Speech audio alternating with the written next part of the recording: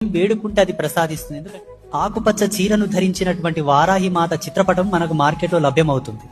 చిన్న ఫోటో ఒకటి తెచ్చుకొని ఇంటికి వాయవ్య మూలలో ఒక పీట వేసి ఆ పీట మీద ఆకుపచ్చని గుడ్డపరచండి.